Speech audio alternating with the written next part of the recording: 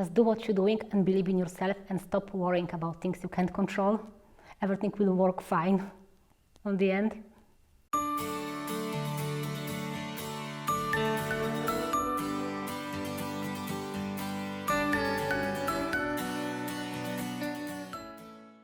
My name is Monika Cien and I am a Hospital Research and Innovation Manger at MFT.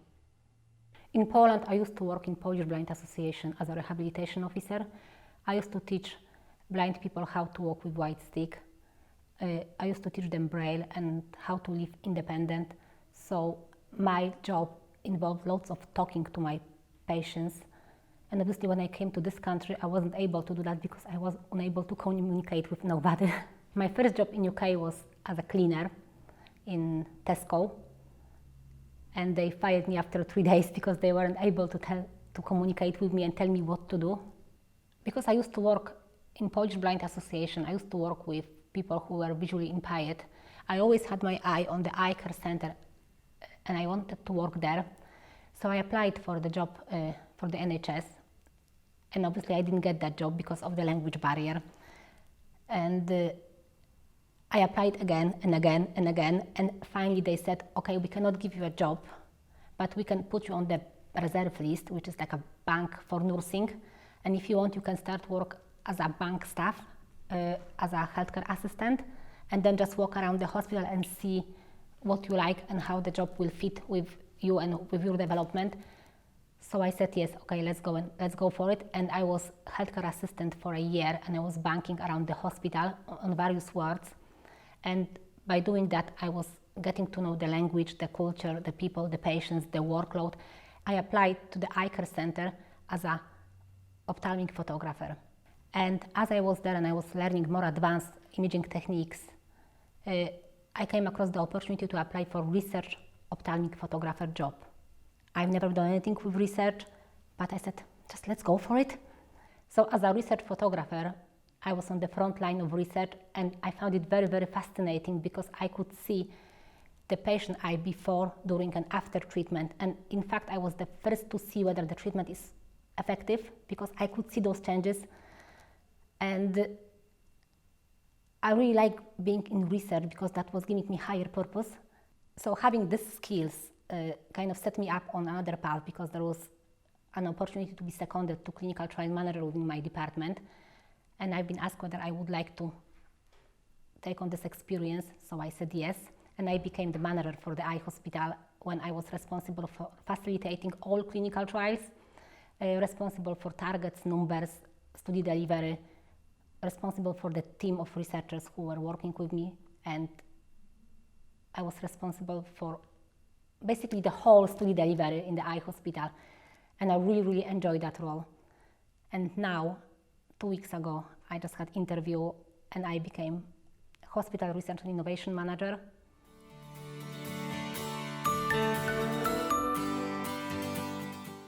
Because I moved to UK and that's the language which is used in UK. I had to learn, I had to be able to communicate. I could stay dependent and not being able to do anything with myself and just work through agency in some factory job, or I could try succeed.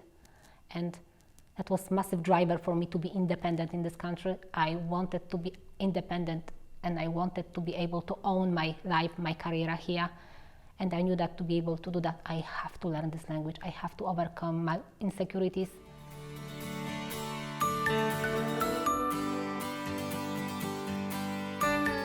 I've got an amazing team. All my coordinators are so driven. They're absolutely passionate about their job. They're on the front line every day.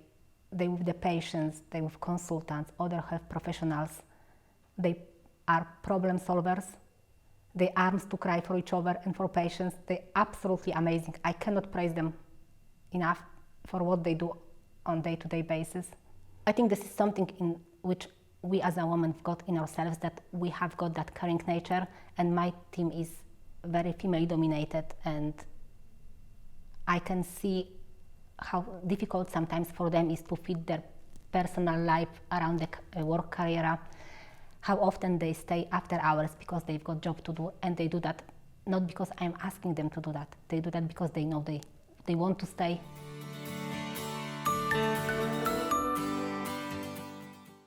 Oh my God, lots of things makes me laugh. In fact, I have to remember that I should have a filter at work because I laugh at almost everything. I don't take myself seriously.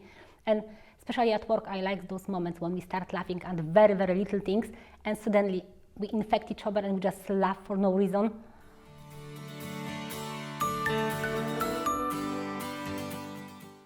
If there is something which has to be fixed, I'm just fixing it. I don't tend to let those things get to me personally. But again, I'm very sensitive to injustice and people's stories, and I'm very emotional about my staff members. If they come to me with their own problems, I can relate to them, and I still got that personal side of myself at work, and sometimes you have to wear that manager hat, but I'm also like to think about myself that I'm a friend of the people I work with, and their stories, they get to me. People think that I'm a very strong person, and they perceive me as a very strong personality. And in fact, I think I am a very strong person, but I've got that huge sensitive side of me, which makes me very fragile. And there's lots of things which can make me cry. Just name it and bring the tissues.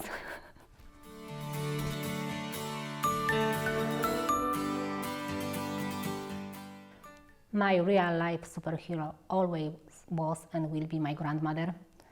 She was a Second World War survivor, which makes her incredibly strong woman and also incredibly humble person. She was the most kindest person I ever known. She was the pillar of my family, and she gave us that moral higher ground. After Second World War, she had nothing. She had to rebuild her life from nothing with little children, and she was one of those amazing women who never gave up. And that's what she taught me: never give up on yourself. Just make sure that you always got your own integrity and you follow your dreams, because that's what she did.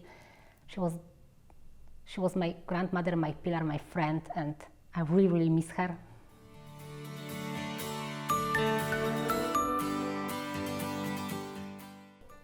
As I was progressing with my research career, I had that question in mind, which I wanted to find answer to. I just wanted to know why patients participate in research and why they don't want to participate in research.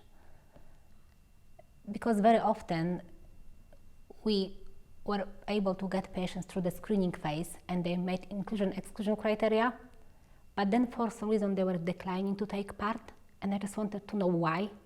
So I've designed a study around that, and me and my team, we designed a questionnaire around those issues, and also we wanted to find out whether there will be a difference between whether those answers will change with regards to age group, education level, sexual orientation. So we also built a massive demographic questionnaire. And what we're hoping to do, we're hoping to analyze those questions and hopefully build the strategy around the recruitment. We're also very lucky because we're able to put that study on NIHR portfolio, which gives us additional support. So at the moment, this study is only designed for an ophthalmology department, but we are hoping to open that to the whole trust and see whether there will be any differences between answers from patients who are ophthalmic patients compared to patients who are from different hospitals within the trust.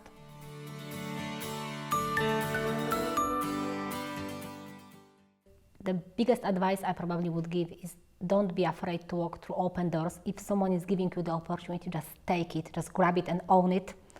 The second advice, I think, is just believe in yourself, just be yourself and believe in yourself, and remember that hard work beats the talent if talent doesn't work hard.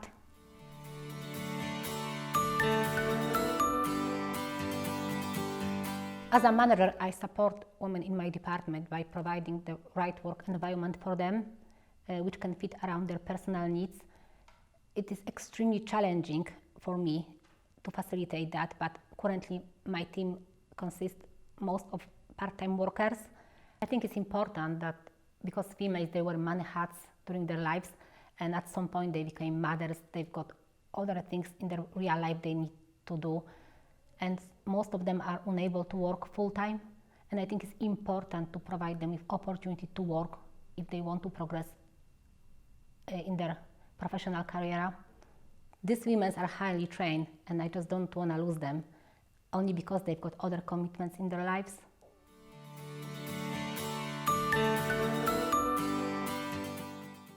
Women wear many hats during their lives, and very often they do not appreciate themselves. We tend to just do things and don't think about how amazing we are. So I think we need someone to remind us from time to time how special we are.